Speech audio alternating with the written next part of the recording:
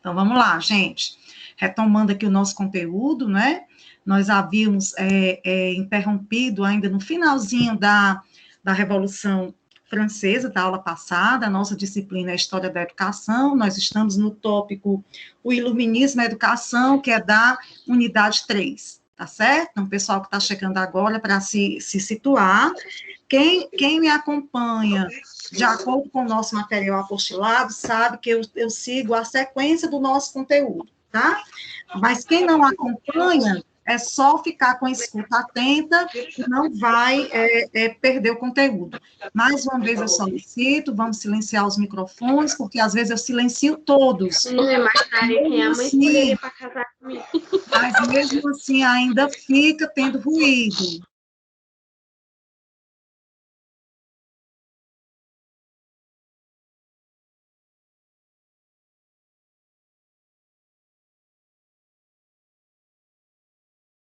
Eu acho que essa silenciou o seu, professora.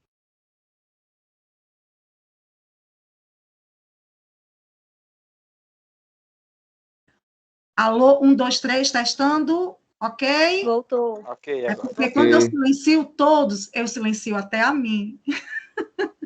Então, silencie vocês aí, tá? Então, gente, como eu estava falando, ao longo das nossas aulas, a gente tem visto, principalmente na unidade 3, que vai tratar da educação, sociedade e cultura na Idade Média e no Renascimento, todas essas transformações que a sociedade, que o mundo, de uma forma geral, atravessou ao longo dos séculos, né? Aí tem gente que pode perguntar assim, nossa disciplina é História da Educação, por que a gente tem que estudar de sociedade do Egito, da Grécia, da Roma, do feudalismo, renascimento, para a gente poder compreender, gente, o que essas revoluções, o que esses movimentos influenciaram na nossa educação, porque a gente pode pensar que não, mas teve reflexo sim. Então é importante a gente compreender como se deu, por isso que o nome é História da Educação, para a gente compreender a evolução até onde nós estamos hoje, tá? E assim, é muito legal, é muito bacana, por quê? Porque agora, na concepção da pedagogia, a gente tem um outro olhar. Então, é impressionante, eu mesma, enquanto eu estou aqui estudando, para me lembrar, para estar repassando esses conteúdos para vocês, tem coisas que eu relembro, que hoje eu assimilo de uma outra forma, que na época do ensino médio, eu não assimilava. Por quê? Porque o contexto era outro, era aquele contexto de estudar, de passar na prova, né? E a gente realmente acaba esquecendo. O contexto hoje é o quê? É compreender, contextualizar o que esses fatos contribuíram para a nossa educação hoje. Então, como hoje eu sou professora, eu trabalho em escola, então, assim, a gente já tem um outro entendimento, que é o caso de vocês que estão fazendo a pedagogia, né? Então, a gente estudou na aula passada todas essas transformações, o que foi a Revolução Industrial, a Revolução Francesa, a gente estava falando exatamente das más condições de trabalho, da exploração do operário, né? Mas a gente não pode deixar de ressaltar que essa Revolução Francesa, a Revolução de 1789, ela contribuiu para se inaugurar uma nova era, tá? É um marco. Por quê? Porque era um período em que não se aceitava mais a dominação da nobreza, tá certo? Foi assim aquele período onde as pessoas começaram a perceber, principalmente a classe operária, do basta, que estavam sendo explorados pelas condições subhumanas de trabalho e de moradia. Tá? Então, não se aceitava mais a dominação da nobreza, nem o sistema de privilégio baseado no critério de casta. Que era o critério de casta? Era exatamente aquela questão que a gente viu do feudalismo, que era a nobreza, o clero e a parte serviçal, né, que muitas vezes, para você sair da casta dos camponeses, você acabava optando aí para o clero, porque para ser nobre você tinha que nascer na nobreza, né? Então, nessa época, só se admitia, a partir de então, né, da Revolução, um governo que fosse legitimado constitucionalmente e submetido, por sua vez, ao controle do povo, por meio de eleições periódicas. Logo no início da Revolução, né, em agosto de 1789, voltou-se o quê? A Declaração de Direitos Humanos e do Cidadão, Então, assim, até hoje, a Declaração dos Direitos Humanos é baseado nessa primeira Constituição. A Revolução Francesa, ela foi o quê? Um movimento que teve um maior levante de massas, até então conhecido, né? Fazendo por encerrar a sociedade feudal, abrindo caminho o quê? Para outras revoluções, porque tiveram outras revoluções, mas em termos de didática, em termos de marcos históricos, a importância se dá para a Revolução Industrial e para a Revolução Francesa, mas tiveram outras revoluções em outros países do mundo, né? Então, abriu caminho o quê? Para outras revoluções liberais, para a consolidação dessa sociedade moderna, aonde o acontecimento político e social tinha mais representatividade nessa história contemporânea, dando surgimento o quê? A essa era moderna. Então, a gente deve o quê? A essas revoluções industrial e francesa e as outras revoluções, o início dessa mudança, o início da mudança em termos de comportamento, em termos de cultura, de crença, e, consequentemente, da educação que a gente vai estar vendo já os reflexos que teve em relação a isso. E qual foi a contribuição, qual foi o legado da Revolução Francesa, né? Então, proclamação do Estado secular, participação popular pelo voto, né? Começou-se a votar, instrução pública para todos, laica, ou seja, dissociada da questão religiosa, estatal e gratuita, serviço militar generalizado, com direitos à cidadania, divórcio, igualdade dos filhos perante a herança e todos perante a lei, abolição de tortura e castigo físico, condenação à escravidão, primórdios da emancipação feminina e o sonho idealista de que a gente deve viver em liberdade, igualdade e fraternidade. Tá? Então, assim, isso foi o legado que a Revolução Francesa trouxe para a sociedade contemporânea, né, no mundo. Então, assim, a gente pode afirmar o quê? Opa, deu uma travada aqui, só um instante. Podemos afirmar que a Revolução Industrial inglesa, né, que começou na Inglaterra e depois de 90 anos foi se repercutir para outros países, e a Revolução Francesa, elas fazem parte das revoltas que tomaram conta da Europa como um todo. São revoluções burguesas, né, a gente lembra que o que é a burguesia é exatamente os novos comerciantes, que não eram nobres, nem eram serviçais, ou seja, foi uma nova classe social que emergiu a partir da Revolução Industrial. Então, as revoluções burguesas, na medida em que aconteciam, elas aconteciam o quê? Com o objetivo de consolidar o poder econômico dessa nova classe social para garantir uma ascensão ao poder político. Então, durante os séculos 17 e 18, por todo o mundo, ela vai se colocar como uma classe social revolucionária, capaz de destruir a antiga ordem feudal, né, firmar o capitalismo que estava surgindo com a troca de moeda, com a compra e venda de produtos e serviços, e garantir que o Estado, por sua vez, pudesse suprir as suas próprias necessidades, né? Nós vimos também, com mais detalhes, que a Revolução Industrial e a Francesa, a gente viu com mais detalhes essas duas revoluções, mas como eu falei desde a aula passada, outras manifestações aconteceram, tais como a Revolução Gloriosa, a Revolução Puritana, né, na Inglaterra, a independência dos Estados Unidos, a independência da América Espanhola e as revoluções liberais de 1830, ou seja, o mundo inteiro, de uma certa forma, clamava por mudança, por liberdade, por expressão, né, por direitos. Então, todas essas revoluções, elas partilharam ideais do iluminismo, que a gente sabe que o nome era iluminismo, por quê? Porque a luz representava o quê? Sair dessa ignorância, né? Representava o conhecimento, a sabedoria, exatamente essa aquisição desses direitos. Então, ideais como iluminismo, liberalismo, nacionalismo, foram o quê? Conceitos que foram pilares da sociedade moderna contemporânea.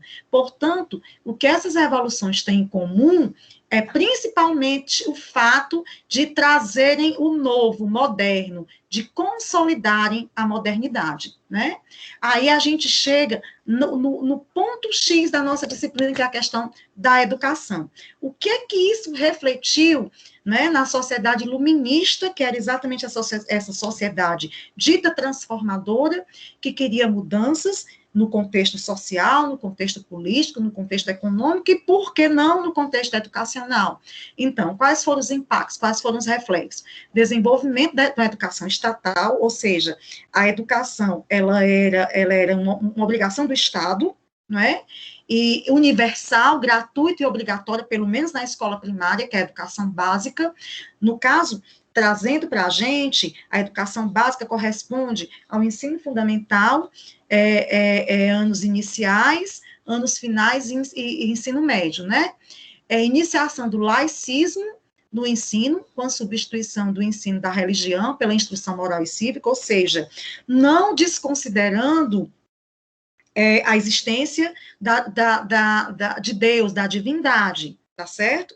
Mas, a partir do momento em que o ensino se tornou laico, que se dissociou, porque a gente viu também ao longo das nossas aulas, o poder que a igreja, principalmente a católica, tinha em determinar conceitos e ideologias, tá certo? Ao ponto de se você comprar lugares no céu, que era a venda das indulgências, né?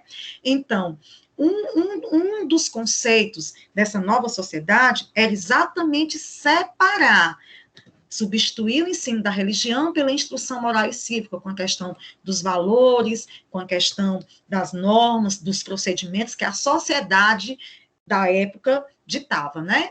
Organização de uma instrução pública numa unidade orgânica da escola primária à universidade, ou seja, da educação básica até a educação superior. Uma acentuação, ou seja, um reforço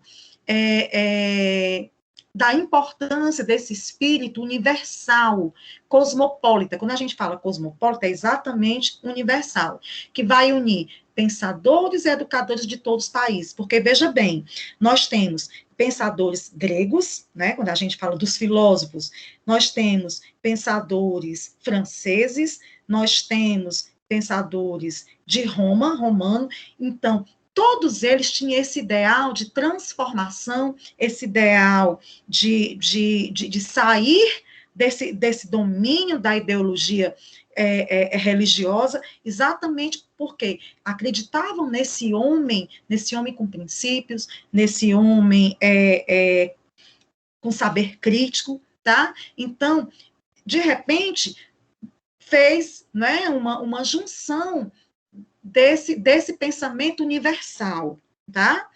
Que tinha como prioridade a questão da lógica, a questão da razão, certo? Aí vamos aqui, gente.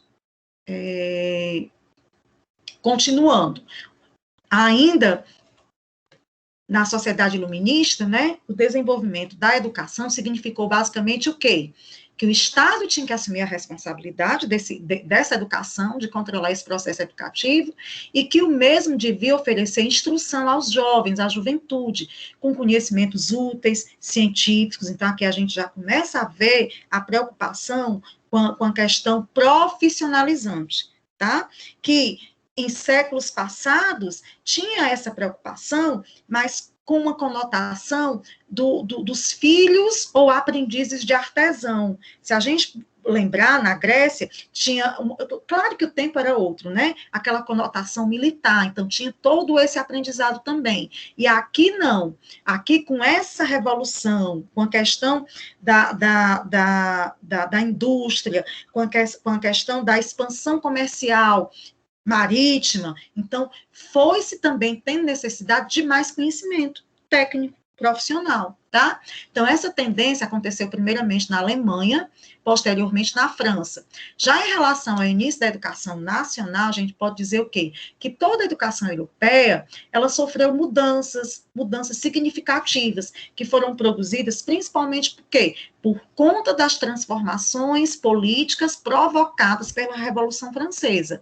De forma que aquela educação monárquica que concebia, né, o súdito, converte-se o quê? Em uma educação nacional, uma educação da cidadania, do cidadão, que deveria participar das decisões do governo do seu país. A gente já pode ver o quê? A semente da democracia. Se antes predominava uma educação para a obediência, como um dever imposto, a questão do autoritarismo, né? Agora vigora o quê? Uma educação para a liberdade, um direito do cidadão, podendo ser devidamente exigida. Em relação às ideias pedagógicas importantes para a educação, nesse momento, nesse contexto, destaca-se as contribuições de dois, né, pensadores, Jean-Jacques Rousseau e Pestalozzi. É importante vocês guardarem principalmente o nome de Pestalozzi, porque o Pestalozzi, ele é tido como um dos precursores da pedagogia, a gente vai já ver aqui. E quem foi esse cidadão? Jean-Jacques Rousseau, né? Qual é a contribuição que ele teve? Então, assim, Jean-Jacques Rousseau, ele era suíço, ele era um importante estudioso, né? Um filósofo, um teórico político, né? E considerado um dos principais filósofos do iluminismo, tá? E, assim, o que ele trouxe de contribuição? A filosofia política dele influenciou o iluminismo, por quê? Porque ele acreditava exatamente nesses ideais de liberdade. Para ele, as instituições educativas tradicionais, né, elas corrompiam o homem, tiravam a liberdade desse homem. Então, ele acreditava o quê? Que era preciso criar um novo homem, numa nova sociedade, né, para que ele tivesse livre expressão, para que ele pudesse participar ativamente desse conhecimento. Então, ele acreditava que para se educar a criança, a gente tinha que se educar a criança de acordo com o quê? Com a natureza, né, desenvolvendo progressivamente os sentidos e a razão com vista à liberdade e à capacidade de julgar. Ou seja, a gente pode ver aí uma sementezinha do construtivismo, tá certo? Por quê? Porque ele acreditava que o aprendizado se dava pela experiência. Você tinha que praticar, você tinha que ensinar, mas a criança aprendendo não era aquela educação dita bancária, tradicional, tá? Aonde você chegava com o conteúdo e você simplesmente, né, passava todo aquele conteúdo e o aluno não tinha sequer condição de questionar. Então, assim, quais eram os princípios essenciais de educação para Rousseau, né? A questão do humanismo, naturalismo, liberdade, aprendizado pela experiência. Ele reconhecia a infância como uma fase distinta com características próprias. Quando vocês forem estudar cadeiras específicas, nós vamos tomar conhecimento, quando eu digo nós, porque eu me coloco também como educadora, né, como professora, como psicóloga, como profissional dessa área. Gente, a infância, ela é extremamente importante. Você tendo um desenvolvimento cognitivo, socioemocional, de uma forma adequada nessa fase, ela é a base para o ensino fundamental, anos iniciais, finais e médio, para tudo, tá certo? Então, assim, a infância, ela é muito importante. Ele acreditava também que a educação é um desenvolvimento natural, que vai de dentro para fora, tá? Tá certo? Não desconsiderando o ambiente, vocês vão estudar Piaget, vocês vão estudar Vygotsky, vocês vão estudar Vallon, né? São exatamente teóricos da psicologia do desenvolvimento, da educação, e vocês vão poder entender melhor esses conceitos. E o que é esse desenvolvimento de dentro para fora? Porque o conhecimento está aqui, ele só precisa ser trabalhado e estimulado, mas nós temos noção de alguma coisa. Você tem que exatamente provocar, estimular para que essa criança, para que esse aluno, né, ele seja curioso no sentido da descoberta, tá? Para que ele procure aprender, né, pesquisando, fazendo, experimentando, tá certo? Então, Jean-Jacques Rousseau também escreveu, né, ele deixou obras como Discurso sobre Ciências, Artes, desigualdade entre os homens, né? Então, assim, ele falava sobre a questão da educação, do contrato social, enfim, ele realmente trouxe mudanças significativas, contribuições para a educação. Aí vem agora o Pestalozzi, parece até nome de marca, né? De sapato, de bolsa, eu acho que tem alguma coisa parecida nisso daí. Então, as contribuições de Johann Heinrich Pestalozzi. Eu não estudei alemão, não, né? Mas, assim, esse cidadão aí, ele era francês, eu disse alemão, mas ele era francês, tá? Então, perdão, eu estou fazendo confusão, ele era suíço também. Ele, do mesmo jeito que Jean-Jacques Rousseau, ele acreditava nessa educação transformadora no sentido de você valorizar a questão humana, a questão da natureza, tá? Ele também ele não era adepto dessa educação tradicional bancária. Quanto mais espontânea fosse, ele acreditava o quê? Que você fixava melhor os conteúdos, né? Então, assim, ele era suíço, né? E ele foi fortemente influenciado por Rousseau, tá certo? Então, assim, ele casou e mudou para uma espécie assim, de comunidade rural, e lá ele criou uma escola, aonde ele pegava esses meninos mais pobres que não tinham acesso a essa educação dita estatal, né? E começou a desenvolver essas teorias, que era exatamente o quê? As crianças aprendiam fazendo. Então, assim, essa foi a sua primeira experiência educacional que contribuiu o quê? Para esses pensamentos, né? Então, assim, ele também escreveu livros, e o que era que ele acreditava? Quais eram as principais ideias, né? Educação humana baseada na natureza espiritual e física da criança, educação como desenvolvimento interno, olha a contribuição de Rousseau, e formação espontânea, embora precisasse o quê? De uma direção, ou seja, espontânea no sentido de não desconsiderar o que a criança sabia até então. Porque, gente, olha, nessa época, nesse contexto, a criança ela não tinha a valorização que a gente tem hoje, muito pelo contrário, a criança ela era tida como um adulto em miniatura, tá certo?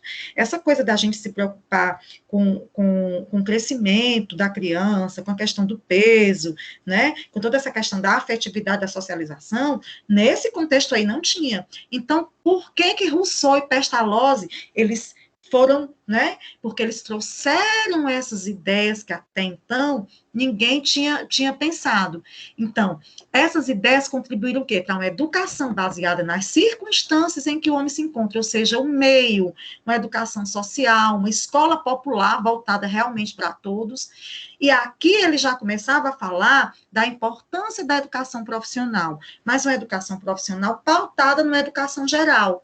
Não era porque eu tinha que ter ideia de como fazer sapato, né? Que eu não podia saber de outras coisas, como matemática, como literatura. Eu tinha que ter uma base também dessa educação geral, tá? A intuição como base da educação intelectual e espiritual.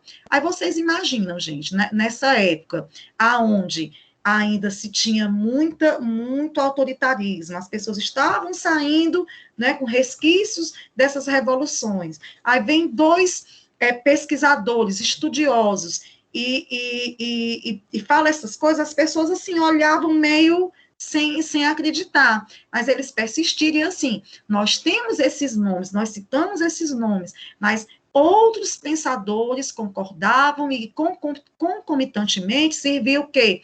Para reforçar esses pensamentos, né? Aí a gente vem ao longo dos séculos e a gente chega o quê? No século XX, né? Na educação, sociedade e cultura do século XX, a democratização do ensino. Se a gente for avaliar com Pestalozzi e Rousseau, comparado, né, com a sociedade egípcia, com a pré-história, nós tivemos um avanço bastante significativo. E o século XX, bem como a primeira década do século XXI, ele foi o quê? Gestado em meio às guerras. Nós tivemos a Primeira Guerra, a Segunda Guerra, revoluções e conflitos étnicos, religiosos, políticos e econômicos. Foi o século das revoluções socialistas, causando a implantação do primeiro governo, com tais ideais a partir da Revolução Russa. Também durante esse século, nós tivemos o nazismo de Hitler, né, que foi derrotado na Segunda Guerra Mundial, mas, infelizmente, nos últimos tempos, recentemente, a gente tem visto na mídia um aumento de manifestações de intolerância religiosa, de intolerância xenofóbica e neonazista. Professor, o que é xenofóbico? É exatamente, aqui a gente está falando, contextualizando aqui na época do Hitler, mas o que é a xenofobia? É o medo, ou aversão, ou profunda antipatia em relação ao estrangeiro, tá certo? Ou desconfiança em relação a pessoas que vêm de fora do seu país, com outra cultura. Então, assim, por exemplo, a gente vê muito assim, em filmes, a gente vê também, às vezes, nesses conflitos, o pessoal que defende o islamismo, que usam, né, aqueles véus, tá? Então, assim, é uma questão de saber respeitar, de entender. Nós estamos, gente, num mundo diverso em termos de cultura, em termos de raça, de religião, tá? E hoje não tem mais espaço para esses movimentos, principalmente na escola.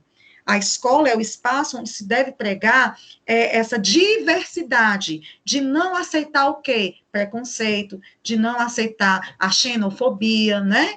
Tá? Que a xenofobia ela foi reforçada o quê? Pelo racismo, perdão, pelo nazismo. O que era o nazismo? Era exatamente o quê? Adolf Hitler, né? Ele ficou muito conhecido, por quê? Porque ele disseminou o quê? O ideal o quê? Da raça ariana. Ele tinha uma hostilidade, um preconceito em relação ao povo judeu. E ele, através do que ele acreditava, ele influenciou muitas pessoas na Alemanha com esse pensamento. Então, os nazistas, eles perseguiam, eles torturavam, eles matavam não só os judeus, eles faziam isso com comunista, com negro, com homossexual, tudo aquilo que não se enquadrava na perfeição da raça ariana, que eles consideravam uma raça superior, né? E aí a gente viu até onde, como foi que isso acabou na nossa história, né? Então, aí teve a questão da Segunda Guerra, né? O mundo ficou dividido em dois blocos, a supremacia capitalista americana de um lado e o comunismo soviético do outro, com ambos disputando essa supremacia mundial, que até hoje a gente vê muito essa coisa, né? De Rússia e Estados Unidos brigando por poder, que é essa que é a grande verdade. E na época isso ficou conhecido como a Guerra Fria, que é exatamente o nome que se dá ao conflito político e ideológico, tá certo? Que era exatamente o quê? A disputa das ideologias entre capitalismo dos Estados Unidos e socialismo da União Soviética, né? Então, os ideais socialistas da União Soviética para todo o planeta não se realizaram e o sonho de uma sociedade igualitária se transformou em desconfiança. Só que, eu não me lembro bem aqui qual foi o ano, mas a União da República Socialista Soviética, ela acabou, né? A nova ordem econômica e mundial passou a ser ditada pelo capitalismo globalizado. Foi exatamente assim, coincidiu com a queda do Muro de Berlim, né? Então, ao lado de tudo isso, o desenvolvimento tecnológico do século XX foi o mais incrível da história da humanidade. As conquistas científicas propiciaram o surgimento de invenções cada vez mais sofisticadas, que revolucionaram os meios de transporte, como metrô, automóvel, avião, as comunicações, cinema, rádio, televisão, internet, mudando totalmente a forma como o homem se relacionava com o tempo e com o espaço, né? Aí eu trouxe um vídeo aqui, gente, exatamente para contextualizar a educação no século XX. Eu vou interromper aqui a apresentação para a gente poder passar o vídeo, depois eu retomo, tá certo? Eu só quero que vocês me digam se vocês estão vendo, porque às vezes quando a gente vai reproduzir do YouTube, dá um tilt, dá assim alguma coisa. Então, peraí, vamos ver aqui. Vocês estão conseguindo ver aí a educação no século XX, professora Neide Silva? Sim, sim. Olá, querida turma, tudo bem com vocês? De acordo com o prometido, vamos agora, então, à nossa aula sobre educação no século XX. O século XX, né, antes de falarmos sobre educação, como sempre, vamos fazer um pequeno contexto histórico. O século XX é um século bem agitado, um século bem tumultuado, vamos dizer assim, né? Nós temos lá no início do século, entre 1914 e 1918, a Primeira Guerra Mundial, na qual nós vamos, né, na qual nós vamos ter a Alemanha que sai como uma das grandes derrotadas da guerra, e que vai acabar germinando, né, por assim dizer, a Segunda Guerra Mundial, que vai acontecer entre 1939 e 1945. Né? Alguns historiadores, né, vão dizer que, na verdade, é uma única grande guerra, né, com um intervalo ali no meio, né? Porque, na verdade, os motivos da Primeira Guerra acabaram influenciando aí na Segunda Guerra Mundial. Segunda Guerra esta que, como vocês já sabem, né, resultou aí no extermínio de judeus, mas não somente de judeus, mas também de negros, mas também de homossexuais e lésbicas, assim como também o extermínio de pessoas com deficiências físicas ou mentais, porque se tinha a ideia absurda de uma raça pura, uma raça privilegiada, não é? E que, portanto, todos aqueles que não se enquadrassem nesse padrão, então, deveriam ser exterminados. Para entender o século XX, eu acho que um dos melhores livros, né, de história é A Era dos Extremos, de Eric Hobsbawm. É um livro que eu realmente recomendo, né? Ele não é muito fininho, mas é bem fácil, bem gostoso de ler, e aí ele vai falar sobre o breve século XX, né, iniciando com a Primeira Guerra Mundial e terminando com a queda do Muro de Berlim. Nesse meio tempo, né, como eu disse para vocês, aconteceu em 1917 a Revolução Russa e também todo o processo de colonialismo e de luta contra o colonialismo, tanto na África como na Ásia, né? Nós vamos ter aí os países africanos até a década de 70 lutando contra os europeus que estavam lá no processo de exploração, né? Fazendo os continentes africanos, os países do continente africano ainda como colônia, usurpando desse modo tudo que era produzido por esses países, né? Então, acho que aí fica bem fácil entender, porque no século XXI, o continente africano ainda sofre tanto, né? Com problemas de violência, com problemas econômicos. Isso tudo é resultado, né, dentre outras coisas, ou em grande parte, desse colonialismo europeu, né, que foi extremamente degradante, humilhante e realmente que roubou tudo que pôde aí do continente africano. Nesse meio tempo também, né, nós vamos ter a guerra do Vietnã, com Vietnã na época, então, era tido como um país comunista, e aí os Estados Unidos, muito bonzinho, como sempre, né, vamos livrar o mundo das ditaduras e do comunismo, e aí então eles entram na guerra e matando, né, inúmeras pessoas, e aí praticando, né, um tipo de violência muito grande, principalmente com relação às mulheres vietnamitas, que eram estupradas de maneira aí bastante rotineira, né? Inclusive Angela Davis, em um dos seus livros, vai dizer que essa era uma prática incentivada pelos próprios comandantes do exército, né? Que quando eles invadissem uma aldeia, eles cutucassem, entre aspas, as mulheres dessa aldeia. Uma coisa realmente horrível. Mas, no fim das contas, né, apesar dos filmes não mostrarem muito bem, os Estados Unidos eles acabam saindo perdedores dessa guerra.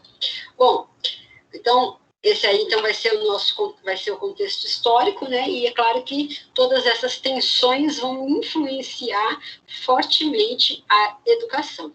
Mas, apesar de todas essas guerras, esses conflitos, o século XX também foi um século de grandes conquistas de direitos, né? Das lutas operárias, com direito à greve, direito a férias, ao domingo remunerado, muitas lutas estudantis, né, com as vozes antipedagógicas dos jovens, né, se rebelando àquele processo tradicional, e aí nós vamos ter também as emergências de grupos feministas, a questão ecológica, a questão de combate ao racismo, que permanece, né, até os dias atuais, e etc.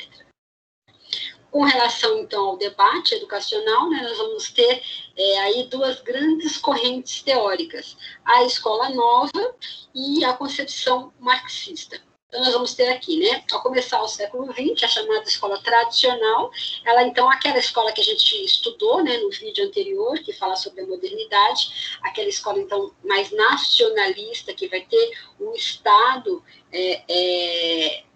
em disputa com a igreja, né, e aí o Estado se consolida.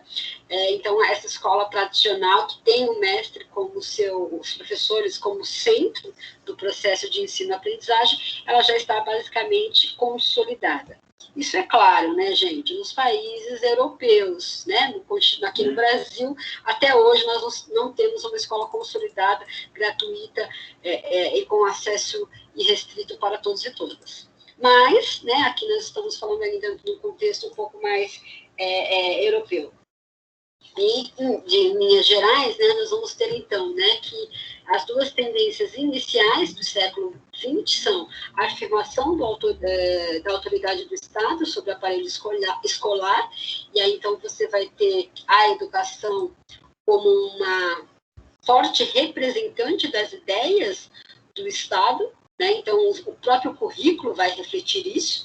Aqui no Brasil, por exemplo, durante a ditadura militar, que foi o golpe, né, uma das ditaduras, não a única, né, o golpe de 1964, você vai ter, por exemplo, o currículo no qual você tem a ênfase na educação física, né, associada, então, aos exercícios militares, e uma ênfase também na educação técnica, e assim como também matérias como educação moral e cívica, né, para aquela coisa mais nacionalista e etc. E aí, então, né, uma outra coisa que vai ser uma crítica à velha escola, né, aquela escola que foi construída a partir das revoluções burguesas, como, por exemplo, a Revolução Francesa, que nós estudamos no outro vídeo.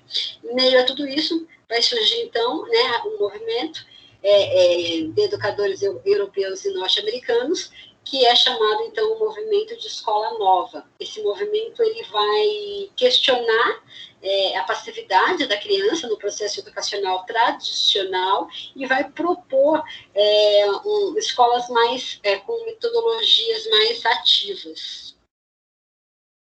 E, então, a introdução dessas ideias e técnicas novas e esses métodos ativos, então, vai ter uma mudança também no processo de avaliação, né, das provas tradicionais, por uma educação, por uma avaliação mais continuada, né, adaptação do ensino às fases de desenvolvimento das crianças, né, e, além disso, vai ter uma mudança muito grande, né, e aí, por isso também, uma grande resistência, na qual o educador ele vai deixar de ser o centro do processo educativo e o educando vai se tornar esse centro, né? Por isso também aí o desenvolvimento das chamadas metodologias ativas. John Dewey e a Escola Nova, né? A Escola Nova, então, foi essa corrente pedagógica que teve uma grande influência aí na educação no século XX. Trago aqui para vocês um vídeo do YouTube, eu não posso, infelizmente, reproduzir aqui, né, por uma questão de direitos autorais, mas vocês podem acessar e aprender ou entender um pouco mais sobre esse grande educador e teórico da Escola Nova. Dewey ele cria em 1896, ou seja, ainda no final do século XIX, a primeira e famosa escola primária que estava anexa à Universidade de Chicago, né? O funcionamento ela vai se basear nas atividades dos alunos, e essas atividades vão desde economia doméstica, tecelagem, fiação, ou seja, atividades práticas e do dia a dia do aluno, né? Mais atreladas ao estudo da literatura, da geografia, da história, ou seja, também das áreas de humanidades. Então, ele vai romper o plano tradicional do estudo, né, e também a classificação dos alunos dependendo do seu desenvolvimento físico e mental. Então, ele vai romper isso e vai agrupar os alunos pelos seus interesses e aptidões. Imagine tudo isso acontecendo no início do final do século XIX, né, e início do século XX. Bom, uma outra corrente de educação, né? Então, falamos então da escola nova, a outra corrente vai ser a educação no socialismo. O socialismo é um sistema político-econômico, ou uma linha de pensamento também criada no século XIX, e ela tem como objetivo confrontar o liberalismo e o capitalismo, né? Capitalismo esse tido como aquele que mantém as desigualdades, inclusive na área da educação, como a divisão, né, da educação para as elites e a educação para as classes populares. A ideia foi desenvolvida a partir da realidade na qual o trabalhador era subordinado naquele momento, com baixos salários, enorme jornada de trabalho, entre outros. Os princípios da pedagogia marxista podem ser definidos nos seguintes aspectos. Primeiro, a educação ela não é vista como algo neutro, né? Já se tem a noção, né? Já se sabe que o Estado interfere na educação, que as ideias dominantes, né? Como dizem os marxistas, vão ser as ideias das classes dominantes. Então, eles vão, a pedagogia marxista ela vai primar por uma educação que seja atrelada ao que está acontecendo na sociedade. Existe, então, um vínculo muito estreito entre educação e política, o que vai, então, permitir uma interpretação das várias doutrinas pedagógicas, e que isso pode ocorrer, então, voltada para uma ação política futura. No mais, e também, uma centralidade do trabalho na formação do ser humano. Por quê? Porque nós vamos ter, ao longo da história da educação, aquela divisão entre o trabalho intelectual e o trabalho manual, né? No qual era tido o trabalho manual como um trabalho inferior, voltado para as classes populares. Então, essa educação, ela vai, então, tentar realizar, então, a formação a partir também desse trabalho manual, porque é preciso saber o que você pode contribuir para a sociedade, como você pode contribuir para a sociedade. Então, o objetivo de ter uma educação integral, libertada das condições de submissão e de alienação, e uma oposição a toda forma de espontaneismo e de ingênuo, né, ou de naturalismo ingênuo, né, dizendo que a educação ela vai acontecer, a transformação e a ação vai ocorrer a partir da disciplina e esforço. Bom, então essas são as duas principais correntes, né, pedagógicas. Vocês percebam que elas não são antagônicas, né? Muito do que a escola nova traz também está presente na educação marxista, tá? Mas vocês vão observar que na educação marxista essa tendência mais social, popular, de trabalho com as massas, de transformação da sociedade está muito mais presente. E aí, para a gente terminar, a segunda metade do século, né, do século XX, nós vamos ter aí uma renovação, né, na educação, além daquelas duas correntes que eu apresentei, e algumas vozes antipedagógicas, né? E aí vai ter algumas pessoas ótimas que a gente tem que estudar aí, né, mais para frente. Por exemplo, Ivan Illich, ele vai ser a favor da descolarização, né? Porque na sua concepção era preciso que existisse uma contra-escola ou uma não-escola, porque a escola não estava resolvendo os problemas de formação e da sociedade. Né? Fora da Europa, nós vamos ter uma educação ainda muito focada, destinada às elites, e aí aqui no Brasil, é claro, não posso deixar de falar do patrono da educação, Paulo Freire, que vai elaborar um método original de alfabetização de adultos, que é centrado no princípio da educação como prática da liberdade. No próximo semestre, possivelmente, vamos trabalhar História da Educação no Brasil, e aí teremos oportunidade de estudar este e outros livros de Freire, e entender um pouco mais como é que foi esse processo, e por que que ele foi tido, né, como comunista, etc. e tal, inclusive foi exilado do Brasil. Mas isso é história para um outro vídeo. Bom, gente, então termino por aqui, tá? Gostaria de agradecer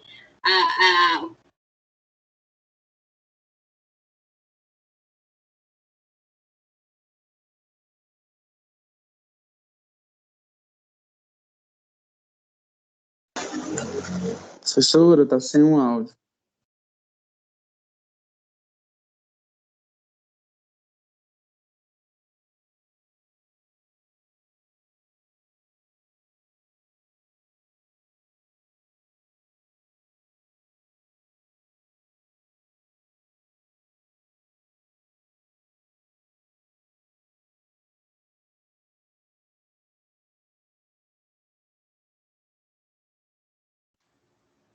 Estão aí? Foram-se embora não, né? Estão aí, né? Deu um tilt aqui. Estamos aqui, professor. A conexão deu instabilidade. Eu digo, vale Jesus, será que eles pensam que a Não, aula claro, acabou? não, professor. Né? O vídeo acabou, a aula acabou, Claro. tá acabando, né? Mas vamos aqui contextualizar. Depois eu vou colocar o link desse vídeo no grupo, se vocês quiserem seguir o canal. Eu particularmente gosto muito dessa professora, ela tem vídeos muito legais. E se vocês quiserem, eu tenho alguns títulos de Paulo Freire em PDF, eu posso estar colocando no grupo, tá certo? Porque vocês vão, depois, ter que ter essa literatura para estar aprimorando os conhecimentos de vocês, já que vocês estão no primeiro semestre de pedagogia. Então, assim, só para a gente ir finalizando, eu trouxe esse vídeo exatamente por quê? Porque ele vai exatamente falar dos principais conflitos do século XX que culminaram em várias mudanças no nosso contexto, né, social, político, econômico. Então, assim, nós não podemos deixar de ressaltar, é inegável que a gente vive uma era de progressos, tá certo? Ao longo da nossa evolução, né? A gente está sempre progredindo, mas isso tem um preço a ser pago, né? Ou seja, a ciência e a tecnologia, ela tem gerado cada vez mais um conforto material, uma praticidade tecnológica, uma rapidez nas transformações, né? De uma forma geral, né? Intensificando esse capitalismo desse mundo globalizado e, consequentemente, o quê? Contribuindo com as questões sociais da guerra, ainda tem muita disparidade social no mundo, né? Na África, nesses países mais subdesenvolvidos. Né? O Huracan já chegou? Vamos silenciar os microfones. Estamos terminando, gente. Vamos silenciar o microfone, está dando ruído aqui. Então, assim, ainda tem guerra por disputa de poder, por religião, ainda tem intolerância, tem fome, né? Então, ou seja, a questão ambiental está colocando em risco a sobrevivência do planeta. Então, assim, nós tivemos evoluções, com certeza, mas nós também tivemos grandes prejuízos para a humanidade de uma forma geral. No próprio vídeo, a professora fala, né? Na Primeira Grande Guerra, a Revolução Russa, a questão do nazismo, na Segunda Guerra, bomba atômica de Hiroshima, tem outras coisas que ela não fala, mas eu vou estar citando aqui a questão da Guerra do Vietnã, ela fala do golpe militar do Brasil, queda do Muro de Berlim, o atentado terrorista, que o 11 de setembro de 2011, a guerra do Iraque, que até hoje ainda tem toda essa conotação de religião, né? Então, nem tudo foram só, como é que eu posso dizer, só drama, só conflito. Teve também conquistas sociais, ela também fala muito isso no vídeo, né?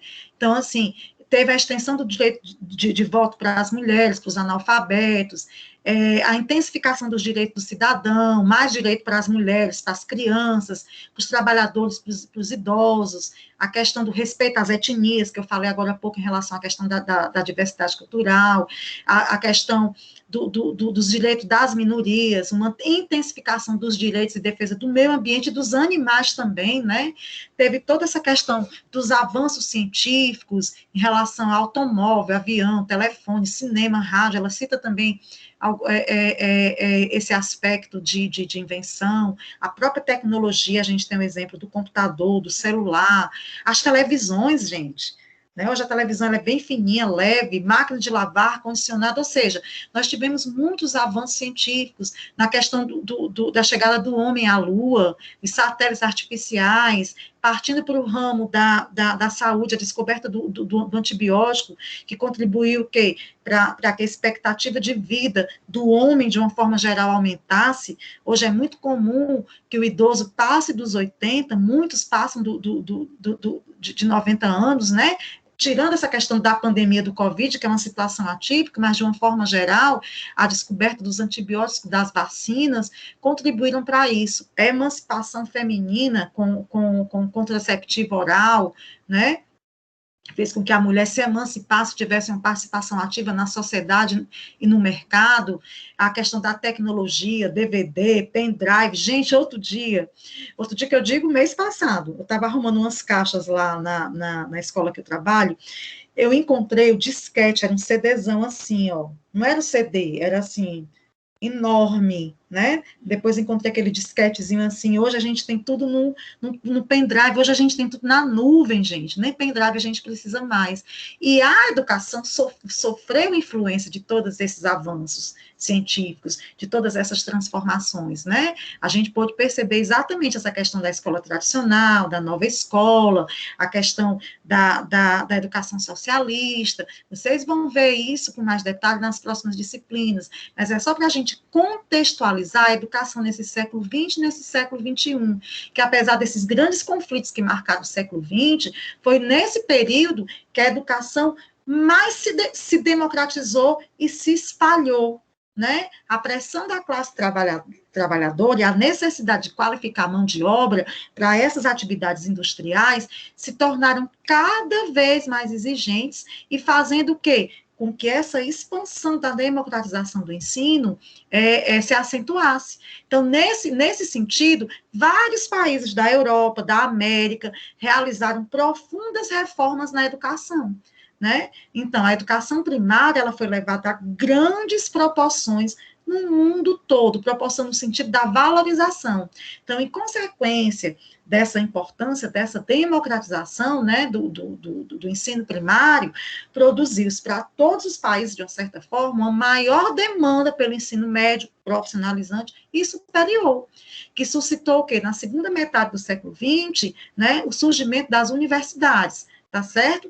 Que inicialmente foi criada para educar uma minoria muito seleta, porque não dava conta de admitir essa grande quantidade de alunos que lutavam para chegar nas salas de aula. Até hoje a gente ainda tem, né, essa dificuldade, principalmente das escolas públicas, que são uma minoria. Tanto é que hoje, né, com essa popularização do ensino, muitas faculdades privadas, como é o caso da Unip, surgiram, e esse ensino ficou mais democratizado e acessível a todos, porque se a gente fosse esperar o ingresso das faculdades públicas, o que seria, né, da grande massa, da grande maioria, que não tem acesso ao ensino dito de qualidade para se passar nesses vestibulares no Enem, que cada vez estão sendo esse funil.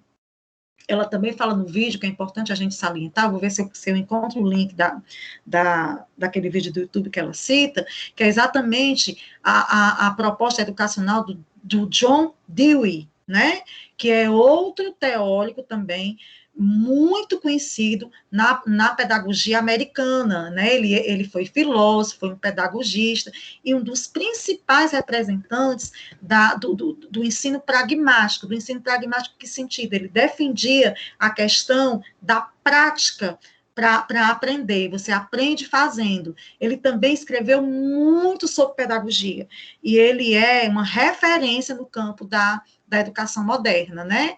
Então, ele se inscreve muito naquilo que a gente chama de educação progressiva, moderna nesse sentido, onde os seus principais objetivos é educar a criança como um todo, no seu contexto integral, né? O que importa é o crescimento físico, emocional, intelectual, né? Ele defendia a democracia não só no campo institucional, ou seja, não só nessa questão política, mas também nas escolas, né, gente? Então, a gente finaliza nossa aula hoje. Eu comecei com a música do Tá Escrito Revelação, né?